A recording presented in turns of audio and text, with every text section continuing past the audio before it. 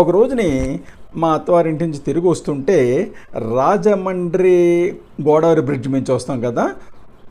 మా మిసెస్ ఏమంటే ఇక్కడ ఏదో సెట్టింగ్ కనపడుతుందండి గోదావరి మధ్యలోను అని అన్నది. అదే అంటే క్యాజువల్గా రాజమండ్రిలో షూటింగ్లు ఎక్కువగా జరుగుతూ ఉంటాయి అన్నాను నేను. అటువంటిది ఏదో షూటింగ్ జరుగుతూ ఉంటుంది బహుశా అని చెప్పేసి అని అన్నాం. వారం 10 రోజుల తర్వాత మళ్ళీ వచ్చేటప్పుడు నైట్ అయిపోయింది.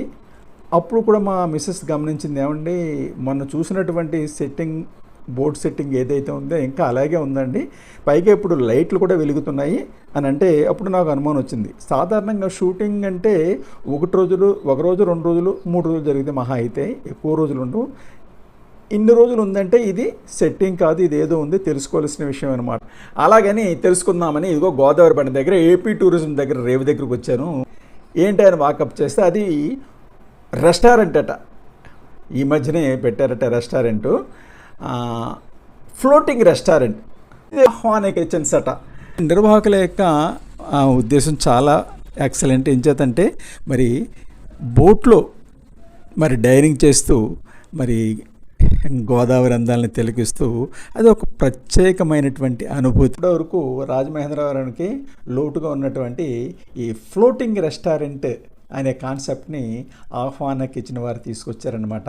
చాలా అద్భుతమైన కాన్సెప్ట్ నిజంగా. చల్లని గాలిలో ఇక్కడ ఈ పంట మీద కూర్చుని మరి డైనింగ్ చేస్తుంటే ఎంతో ప్లెజెంట్గా ఉంటుంది కదా.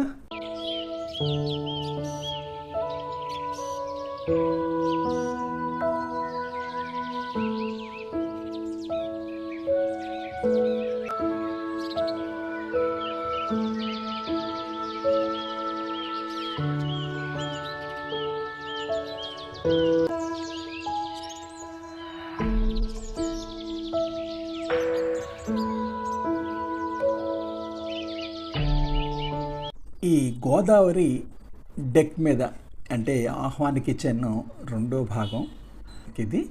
బర్త్డే పార్టీస్, మరి కిట్టి పార్టీలు చాలా చక్కగా మరి ఇక్కడ చేస్తున్నారు. ఈ అడావుడు చూడండి, ఒక బాబుది బర్త్డే అనమాట. చక్కగా ఆర్గనైజ్ చేస్తున్నారు ఇక్కడ. చాలా చాలా ప్లెజెంట్గా అయితే మాత్రం నాకు అనిపించింది.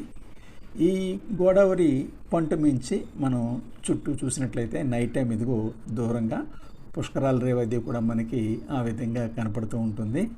వీకెండ్స్ వచ్చి చక్కగా వారి యొక్క పనులను చూసుకుని సాయంకాలం ఇక్కడికి వచ్చి ఎంజాయ్ చేస్తున్నారు.